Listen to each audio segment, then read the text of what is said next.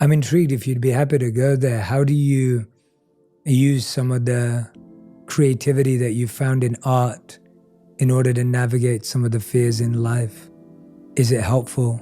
It is helpful. And one of the things is realizing the attitude we bring to things changes it completely. So the same event could be terrifying, or we can decide it's okay. And it's the same exact event. It's just a mentality. I had an experience years ago. I grew up in a place where there were no insects. Wow. Yeah. Where I grew up was just a very contained, protected environment. So I was, and my mom was afraid of insects. So I grew up with this feeling of insects as foreign and scary. And I was in Hawaii about 7 years ago, and there are centipedes that can sting you. They don't kill you, but they're very painful. And I'd been going to Kauai for a long time, and was aware of them, and in the back of my mind, afraid of them. And one night I woke up, my head was itchy, I brushed my head, and I felt something extremely painful. And I said to my wife, I think I was just stung by a centipede, and I have one of two choices. I can panic, which is what my entire life has led me up to, or I can decide it's okay and go back to sleep. And she said, the second one sounds better. I'll do that. 20 years ago, I don't know if I could have done that.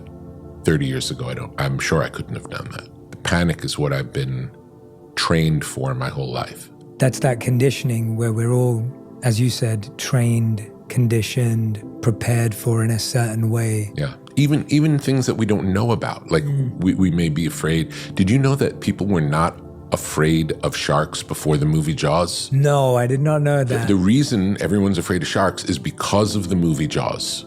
Wow. That makes a lot of sense. Yeah, that makes a lot of sense. Yeah. Change the world. Yeah, and it's unbelievable how, what we seek or what we shun comes from a movie or a song or a visual demonstration of whatever it may be. And I find hence so many fears are not real. And as we're talking about, fear only so often exists mainly in the mind. And that's what we're talking about. It's a construct of the mind.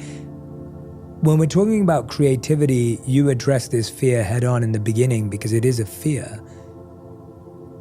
Everyone has somewhat of a fear, just as we say things like, oh, I can't sing. We say things like, oh, well, I'm not creative, or I'm not artistic, or I've never really been a creative, I'm more academic, or whatever it may be. We have these, again, constructs, right and wrong, academic, creative, mostly polar opposites.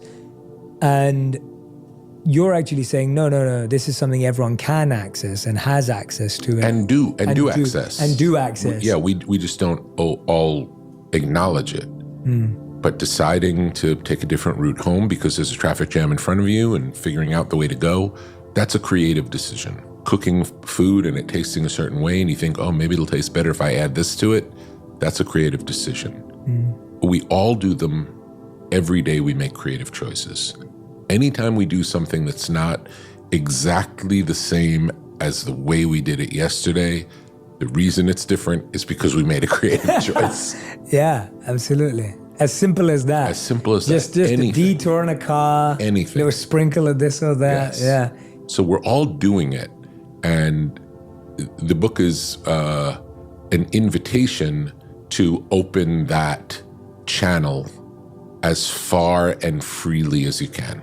It really does that. I really believe it does that. What I love about it is you can truly turn to any page. And I know they say this about a lot of books, and I don't think it's true for most books, to be honest, because if you pick a random page of a book, the context is completely out. Whereas with this, there truly is that sense of, if you're looking for that creativity, if you're trying to seek it within yourself, there's something that will inspire you.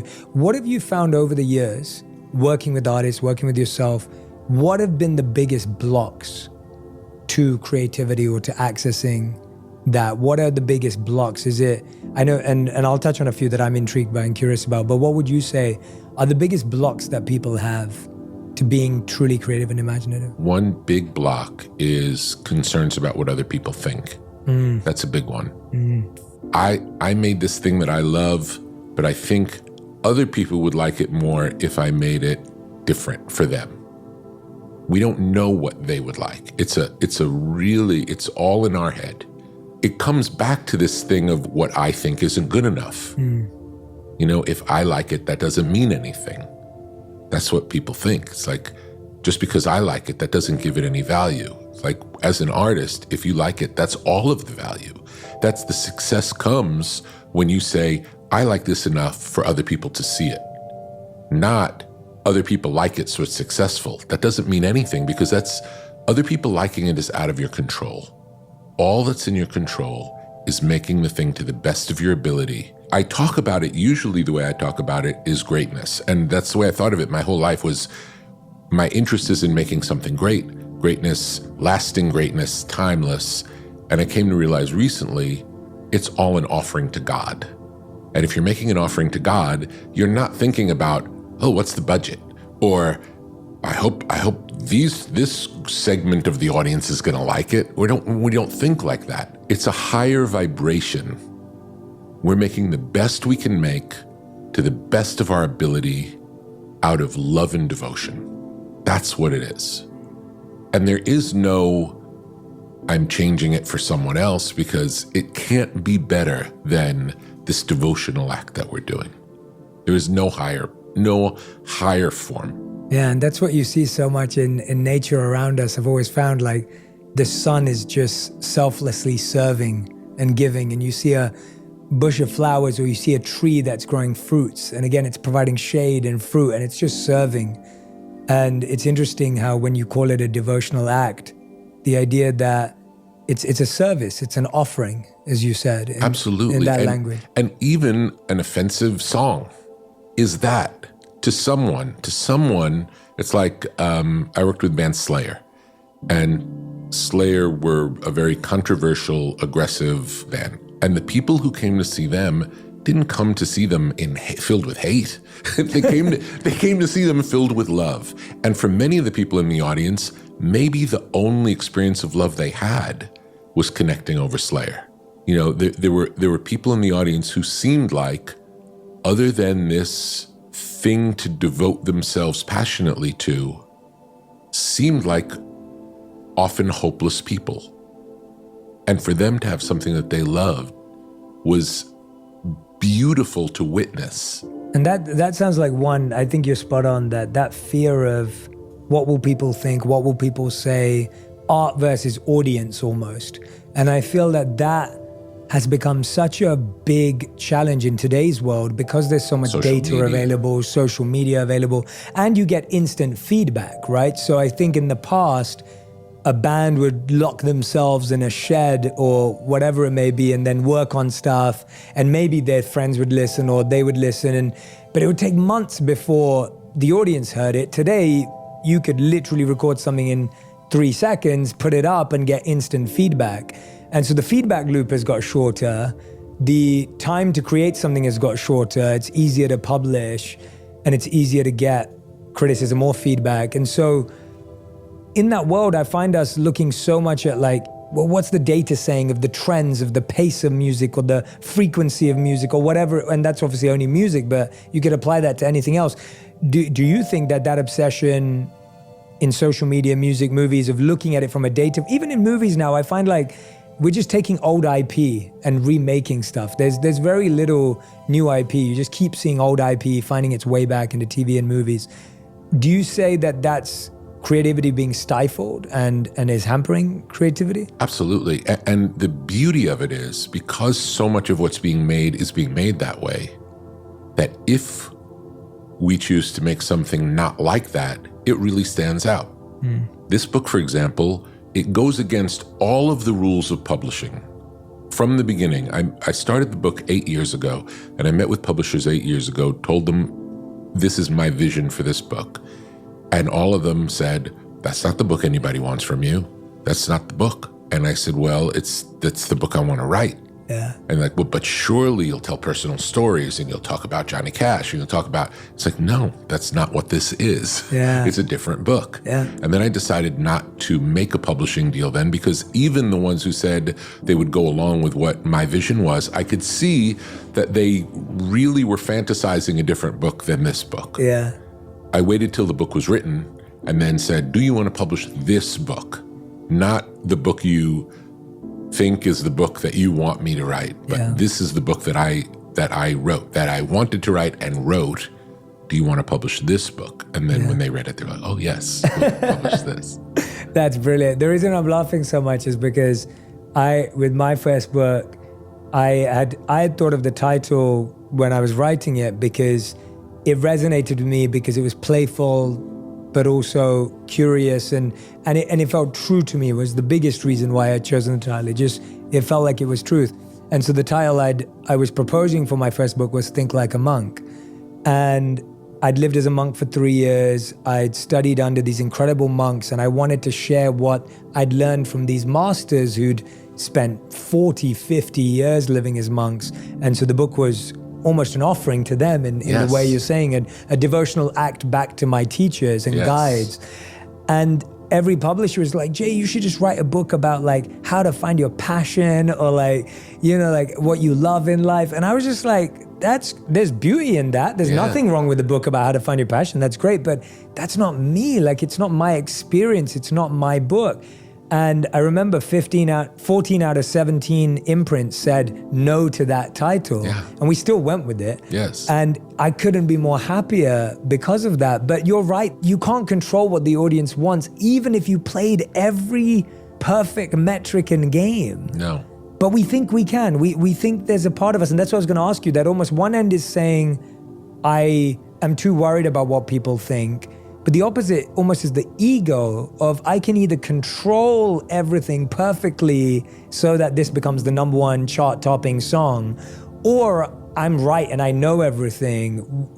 Do you see that as a block to creativity, and how? And how do you purify that? I think the goal is to get to this. This is how I see it. I don't know what other people are going to think. I can't know what other people are going to think. But this is how I see it. And I want to show you how I see it. That's my purpose here on the planet, is to show you how I see it. And then I want to see how you see it. And where do they line up and where are they different? And that's how we make sense of the world. It's not one story. We all have a story. We all have something to say, and we can all learn from each other. And it's fascinating. It's like there are the same set of chords used in all the songs, yet new songs keep coming. You know, there's someone who say all the songs have been written. It keeps happening. How do new jokes come up? It's like they're all the same, but then they're all different. And how we interpret it and it comes from each of our life experiences, which are different.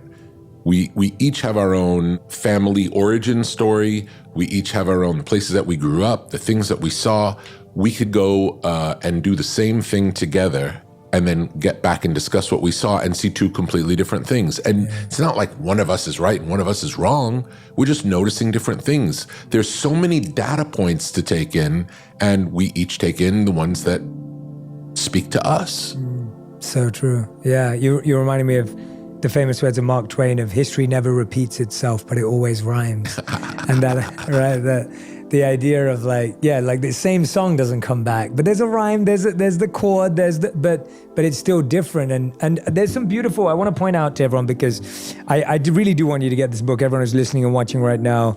And I've like dog-eared some pages that have some really beautiful moments. I really like this because one thing I really aim to do here on the podcast, but also in life, is to try and give people really practical, tiny steps that they could take. And you do that artfully in this book.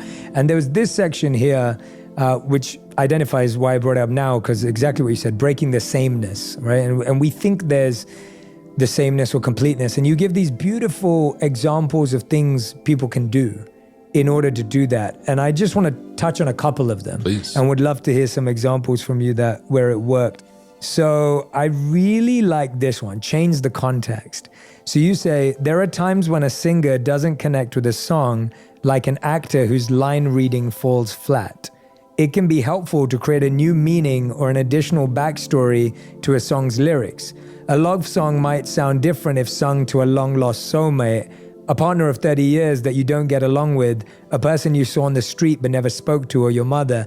I was intrigued, have you ever asked an artist to sing to someone real in their life, potentially, to get an emotion out? Yes. There's the first example that comes to mind is we were doing a cover of the song The First Time Ever I Saw Your Face with Johnny Cash.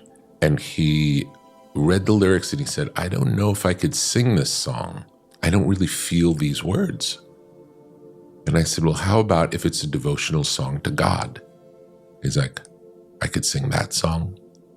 And when he changed it to being not singing it to a woman, but singing it to God, he was able to tap into the energy of the song, and he felt the vibration. He felt the trueness to him in singing it. Wow, yeah. And so but everyone still thought the song was about a woman. It is. Yeah, and the song is about a woman. The song is, right. Yeah, but there's a long history of songs that are love songs that could be to a woman or could be devotional. Yeah. It's interesting when songs walk this line, or when we think we know what a song's about. Yeah. And we think it's about a romantic relationship when it's really about their child. You know, these devotional songs. So, and I'm sharing this with all of you listening and watching because I know where you're sitting there thinking, Jay, I procrastinate, I overthink, I don't know how to focus, which we'll get into all of that. But I want to share these with you because I want you to try them out in your own area and the work you do. So change the environment. If we're looking for a performance of a different nature, it can help to change an element of the environment. Turning off the lights and playing in the dark can create a shift in consciousness and break the chain of sameness from performance to performance. Other shifts we've experimented with include having a singer hold the microphone instead of standing in front of it, and recording early in the morning instead of at night. To access a greater degree of variation, one vocalist chose to hang upside down while singing. Could you tell us some examples of those? Because I find that, again, they're so simple, but we don't do it. We will sit at the same desk every day, banging our head against the wall with the same tabs open on Google going, why can't I be creative? Yeah. And it's often these physical, tangible changes around us. Yeah. And so it happened in the studio. It's not uncommon if we've played a song 3 or 4 or 5 or 6 times and it just feels like it's not getting better, or we've reached a certain peak and it's really not all it could be, but then it starts not being as good. Usually when that happens, as soon as you reach whatever peak you're at and it starts coming down, we usually stop playing the song. But one thing we've done in the past also would be, again, changing the context, turning the lights off in the studio, it changes everything. Mm-hmm. It's not take 7. It's the first take in the dark. And it changes. The first album I recorded with the Red Hot Chili Peppers was I think it was their 5th album. And the albums that they had done before, they had all done in traditional recording studios. And they told me that none of those were good experiences. So we thought about what could we do for this experience to make it the first different one instead of the 5th if the first 4 were bad. Could have been the first good one in the same environment, or we could change the environment and it would be the first of any kind. So we chose to rent this big house not far from here and record in this mansion. And that was very different than showing up to a recording studio with people working in an office and other musicians in other places. We had our whole own world that we created. And some of the members of the band didn't leave during the entire, 6 weeks or 2 months.